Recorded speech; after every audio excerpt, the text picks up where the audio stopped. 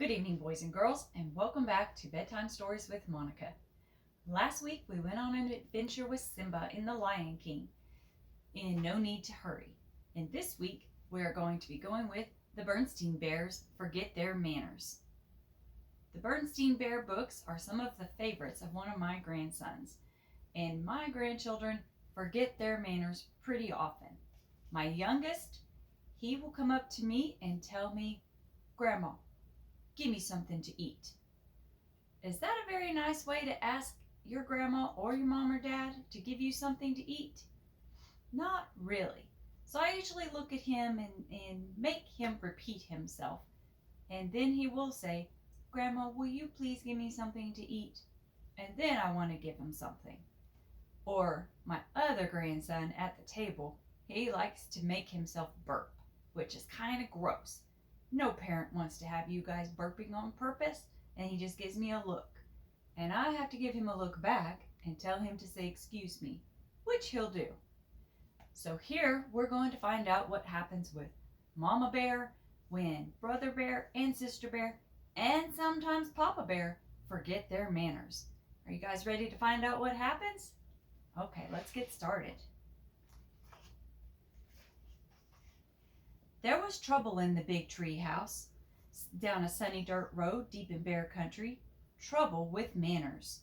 The bear family's troubles with manners were that they forgot them. Do you guys see Mama and Papa Bear? They're not looking too happy. Let's find out what Brother and Sister Bear are doing.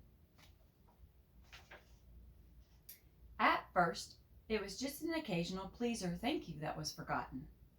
Then there was a rude push without an excuse me.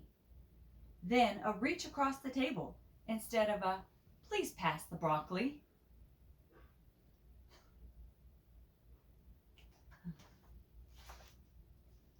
Mama Bear wasn't quite sure how or why it happened, but she was sure of one thing. Whatever the reason, the Bear family had become a pushing, shoving, name-calling, ill-mannered mess. At the table, it was even worse. They were a grabbing, mouth-stuffing, food-fighting, kicking under the table super mess. I know when I was a little girl, my brother and I, we would pick on each other quite a bit and drove my grandparents crazy. So let's see what Mama Bear is going to do to fix this problem. Of course, Mama Bear tried to correct Brother and Sister Bear's behavior. She tried coaxing. She tried complaining. She tried shouting. She tried going to Papa for help, though it sometimes seemed to Mama that he was part of the problem. Papa banged on the table and shouted as only he could shout, but nothing really seemed to do any good.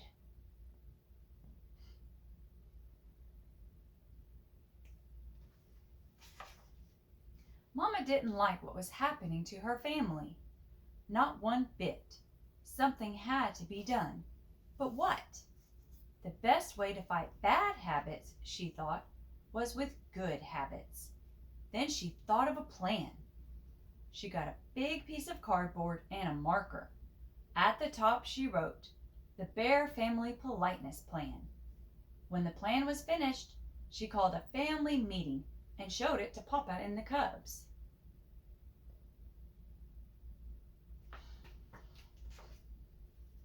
It certainly got the Bear family's attention. Mama's plan had a list of all the rude things she wanted to stop. Beside each one was a penalty, a job or chore that went with it. If you forgot to say please or thank you, you had to sweep the front steps. If you pushed or shoved, you had to beat 2 rugs. If you got caught name calling, you had to clean the whole cellar. Look at that long list of rude behaviors that Mama came up with.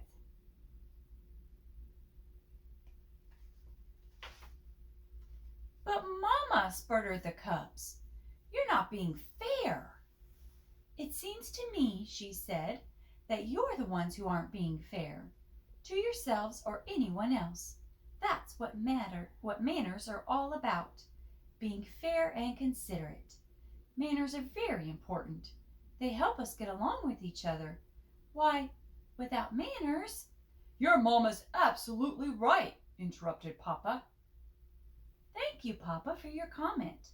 But interrupting is number 3 on the rude list, and the penalty is dusting downstairs," Mama said, and handed him the feather duster.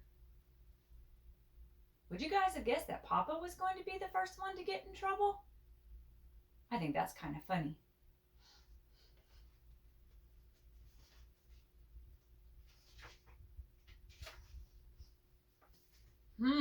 Said Brother. "This looks serious. I think we'd better come up with a plan of our own, or we're going to be doing a lot of extra chores." "What sort of plan?" asked Sister. "Well," he said, "instead of just being polite, we'll be super polite. We'll please and thank you so much that Mama will get fed up and call the whole thing off." "Yes," said Sister, "we'll be so polite she won't be able to stand it."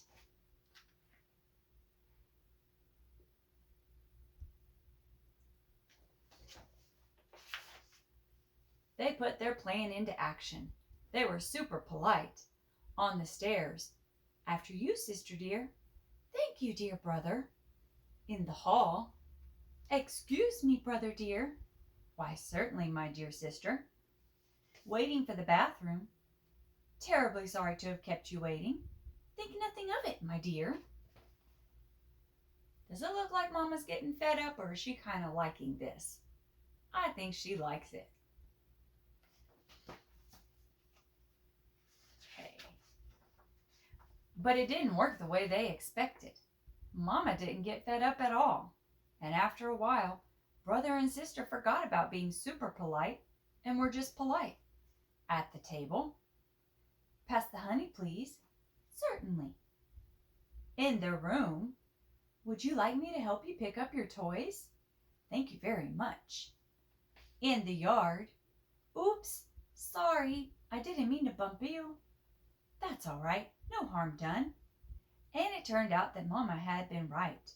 Things did go more smoothly. Once they got into the good manners habit, they didn't even have to think about it.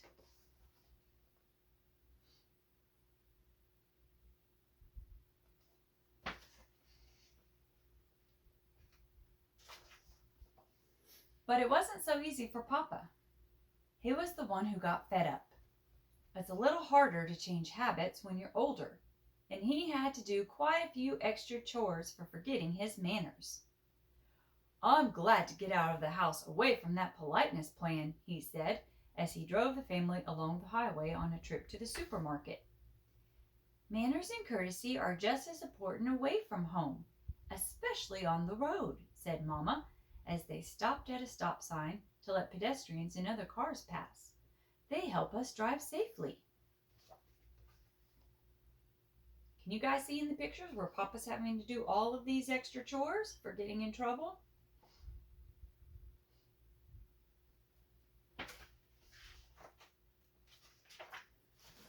"Well," grumbled Papa as they all went into the busy supermarket, "I think you can have too much of a good thing. You've got to have common sense along with manners. Why, if you let everyone go ahead of you at the checkout, you'd be there forever. And sometimes you have to interrupt."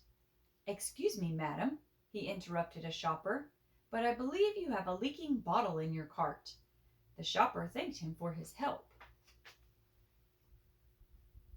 Can you guys see underneath that shopper's basket where her juice was leaking?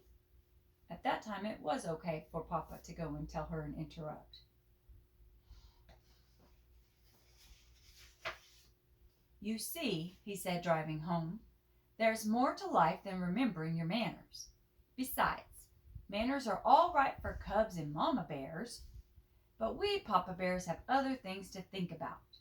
At that moment, the car in front stopped suddenly, and Papa bumped into it.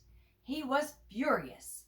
"Why, that pin-headed fiddle-brain!" he snarled. "Name-calling," reminded Sister.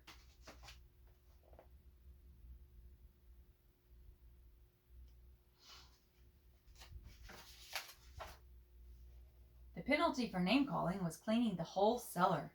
So Papa gritted his teeth and remembered his manners. And a good thing, too, because climbing out of the other car was the biggest, angriest bear he had ever seen. But when the angry bear saw how polite Papa was, he remembered his manners, too. He explained that he had stopped short because a mama duck and her ducklings had crossed in front of him. Then he and Papa Bear looked at their bumpers and saw that no harm had been done. Can you guys see the family of ducks over here? Aren't you guys glad that he stopped and didn't hit those little ducks?